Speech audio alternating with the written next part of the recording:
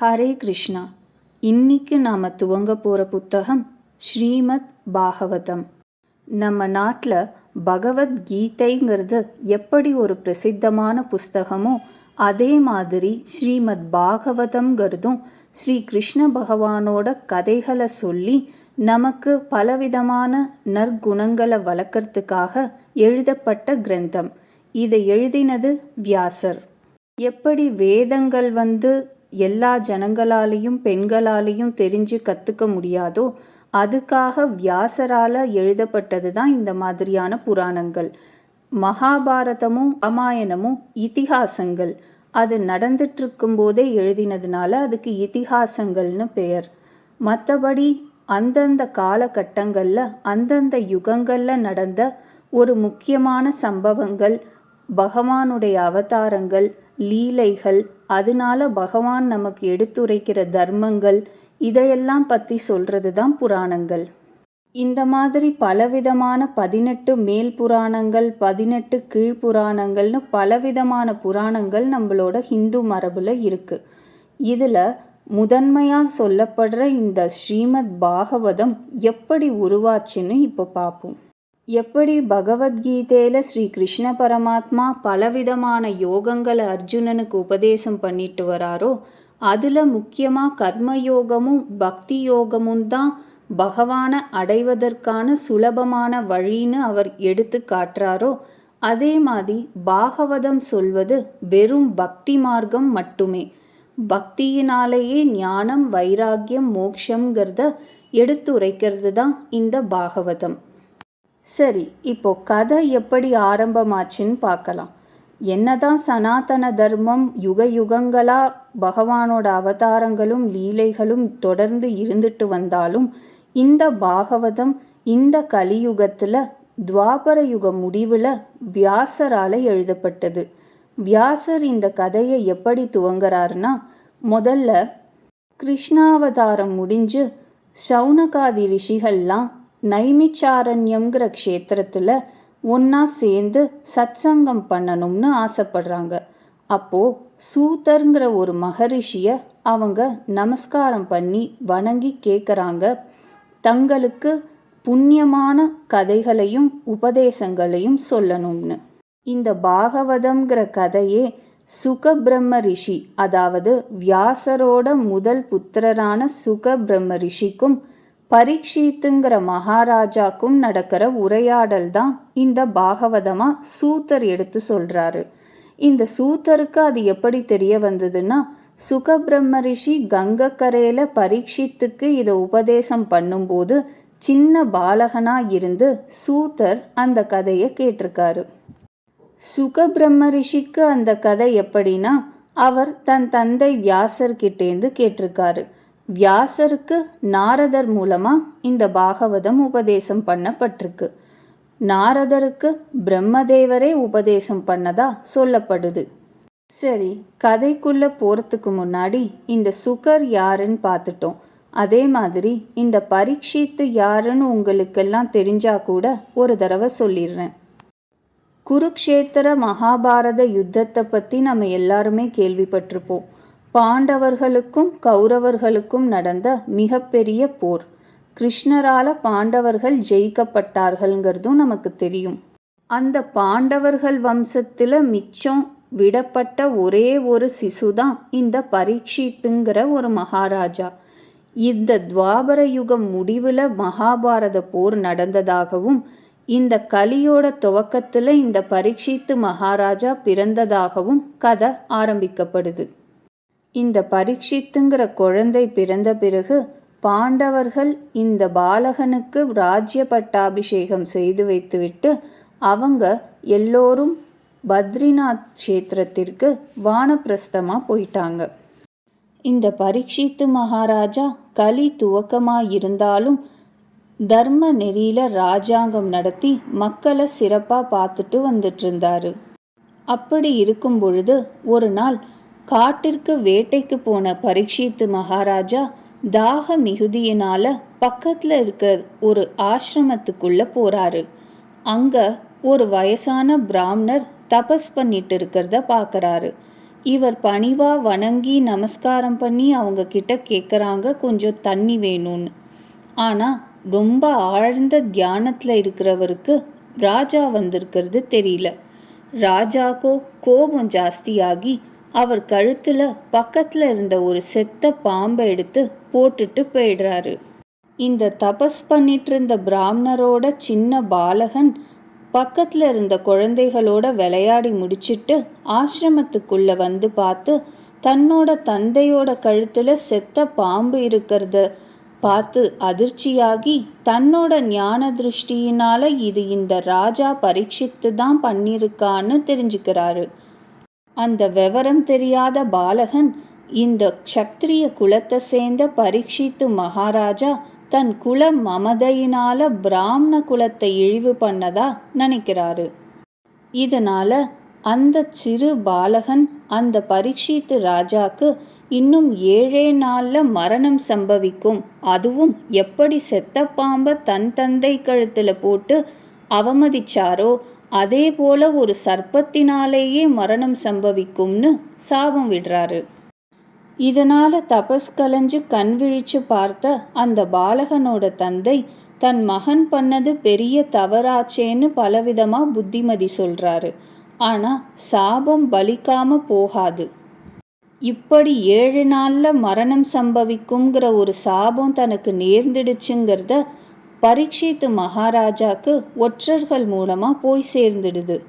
இதனால ரொம்ப விரக்தி அடைஞ்ச பரீட்சித்து மகாராஜா தனக்கு வந்த கெடுதியை நினைச்சு துக்கப்படாம விரக்தியும் வைராக்கியமும் வந்து நேரா போய் கங்கக்கரையில உட்கார்ந்துடுறாரு. தன் வாழ்க்கை முழுக்கவுமே தர்ம நெறியில அரசாங்கம் பண்ணி நல்ல சத்காரியங்களை பண்ணி பல கோயில்களுக்கும் நல்ல திருப்பணிகள் பண்ணி இப்படி முழுக்க முழுக்க நல்ல விதமாவே வாழ்ந்த வாழ்க்கை ஒரு சின்ன தவறுனால இப்படி ஆயிடுச்சே, இனிமே நம்ம பண்ணறதுக்கு என்ன இருக்குன்னு விரக்தி ஆகி கங்கை கிட்ட போய் உட்கார்ந்துடுறாரு. அப்போ அந்த சமயம் எதிர்ச்சையா சுகபிரம்ம ரிஷி அதே கங்கக்கரைக்கு அதே சமயம் வந்து சேர்றாரு. இப்படி எதிர்ச்சையா வந்த சுகபிரம்ம ரிஷி கிட்ட பரீட்சித்து காலில் விழுந்து வணங்கி கேட்குற உபதேசம்தான் பாகவதம்ங்கிற இந்த புஸ்தகம். பொதுவா எந்த யுகத்துல பிறந்த எந்த ஜீவனா இருந்தாலும் பகவானை அடைவதற்கு ஒரு தர்மம் அந்தந்த யுகத்தை பொறுத்து சொல்லப்பட்டிருக்கு. பொதுவா எந்த யுகத்துல பிறந்த எந்த ஜீவனாய் இருந்தாலும் எந்த குலத்தை சேர்ந்தவனாய் இருந்தாலும் பகவானை அடைவதற்குத்தான் இந்த மனித பிறவின்னு வேதங்கள் சொல்லுது.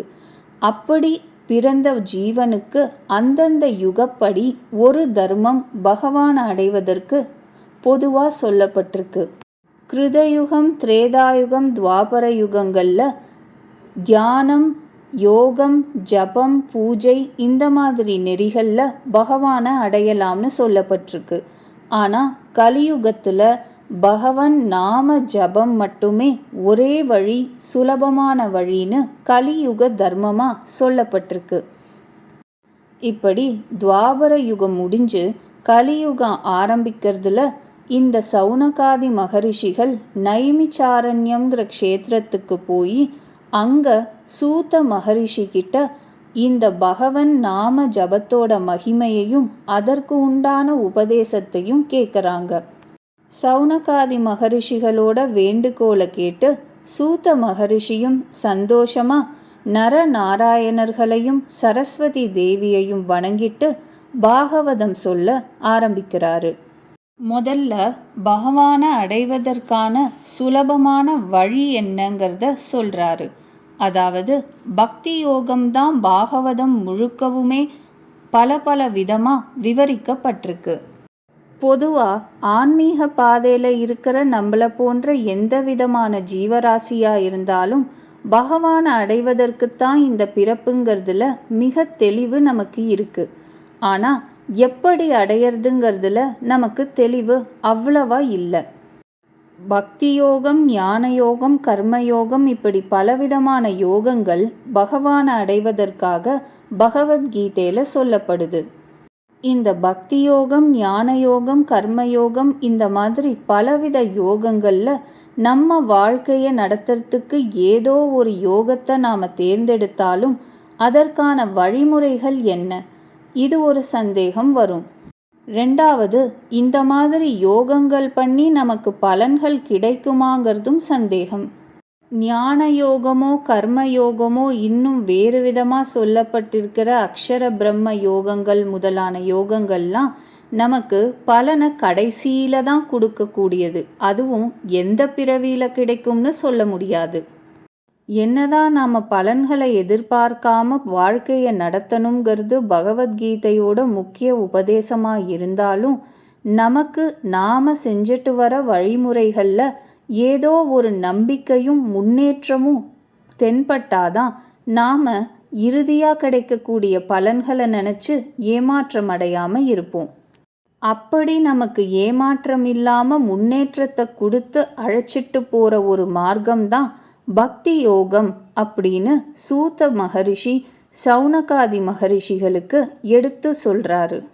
அப்போ இந்த பக்தி யோகம்னா என்ன, பக்தி மார்க்கம்னா என்ன, அதை எப்படி செய்யணும், அதை செய்யறது சரிதான்னு நாம் எப்படி தெரிஞ்சுக்கிறது அப்படிங்கிறதுக்கு சில உதாரணங்களை சொல்றாரு. முதல்ல இந்த பிறவி நாம் அடைஞ்சதுக்கு நாம் செய்ய வேண்டியது பகவானை அடைவதற்கான பிரயத்தனங்கள் தாங்கிற தெளிவு இருக்கிற மனிதன் முதல்ல செய்ய வேண்டியது என்னன்னா, பலவிதமான க்ஷேத்திரங்களுக்கு போகணும், யாத்திரைகள் செய்யணும். இந்த க்ஷேத்திரங்கள்னாலையும் யாத்திரைகள்னாலையும் நமக்கு பலவிதமான நல்ல மனிதர்களோட தொடர்பும், மகான்கள் அந்தந்த க்ஷேத்திரத்தில் இருக்கிற மகான்கள், துறவிகள், சந்நியாசிகள் இவங்களுடைய தரிசனமும், அதிர்ஷ்டம் இருந்தால் அவங்களோட உபதேசமும் கூட நமக்கு கிடைக்கலாம். இப்படி மகான்களோட தரிசனத்தினால என்ன கிடைக்கும்னா, நம்மளோட பாவங்கள் அடிபட்டு போகிறது ஒரு பக்கம், நாம சத்வகுணத்தோட கெட்ட வழியில் போகாமல் பகவன் நாம ஜபம், பகவன் கதைகளை கேட்கறது, இந்த மாதிரியான விஷயங்கள்ல நம்ம புத்தி மேலே மேலே நம்மளால் செலுத்தப்படும். இதனால அந்த மகான்களோட நிலையை நாமளும் அடையணுங்கிற ஒரு ஆசை நமக்கு வரும். அந்த ஆசை நம்மள பூஜைகள், பாராயணங்கள், மேலும் மேலும் க்ஷேத்திரங்கள், மேலும் மேலும் நல்ல புஸ்தகங்கள் இதையெல்லாம் தேடி போக செய்யும். இந்த மாதிரியான ஆசைகளும் வைராகியங்களும் பழக்க வழக்கங்களும் நம்மள ஒரு பக்குவ நிலைக்கு கொண்டு வரும். அந்த பக்குவ நிலை நமக்கு ஒரு குருவையும் தேடித்தரும். அந்த குருனால நமக்கு குரு சேவை பண்ணக்கூடிய பாக்கியமும் கிடைக்கும். அந்த குரு சேவை பண்ணுறதுனால குருவோட அனுகிரகமும் குருவோட உபதேசமும், அதனால நமக்கு ஞான வைராகியமும், அதனால மேலும் மேலும் பக்தி ஓங்கிறதும், அந்த பக்தியினால மேலும் மேலும் க்ஷேத்ராடனம், மகான்கள் தரிசனம், பூஜை, மேலும் வைராகியம், மேலும் பக்குவம், மேலும் மேலான குரு சேவை, இப்படி அது ஒரு சுழற்சியாக நம்மளை மேல் நோக்கி கொண்டு போகும். இந்த பக்தி யோகமும் பக்தி மார்க்கமும் இதை கடைபிடிச்சிட்டு வர எந்த ஒரு மனிதனுக்கும் இயற்கையாகவே சத்துவகுணம் மேலோங்கி தானாகவே உலக விஷயங்களில் இருக்கிற பற்றுகள் ஒவ்வொன்றா விட்டு போயிடும். ஞான மார்க்கம், சந்நியாச மார்க்கம்னு ரொம்ப கடுமையான கட்டுப்பாடுள்ள மார்க்கத்தில் போய் தவறி விழறத விட பக்தி மார்க்கத்தில் சரணாகதி மனப்பாங்கோட பகவானை அடைஞ்சு பகவத் கைங்கரியம் பண்ணுறது சுலபமான சீக்கிரமான வழின்னு பாகவதத்தில் சொல்லப்படுது. சரி, எந்த ஒரு விஷயமுமே செய்யறதுக்கு முன்னாடி அதை செய்யணுங்கிற ஆசை நமக்கு வரணும். இப்போ பக்தி மார்க்கம் பிறவிக்கான பயன், பகவானை அடைவதற்கான பயன்னு தெரிஞ்சா கூட பக்தி மார்க்கம் நான் பண்ணணும்னு எனக்கு எப்படி ஆசை வரும்? அப்போ இந்த சௌனகாதி மகரிஷிகள்லாம் சூதர்கிட்ட கேட்குறாங்க, பகவன் நாம ஜபமும் பக்தி மார்க்கமும் சுலபமான வழின்னு சொல்லப்பட்டிருக்கு.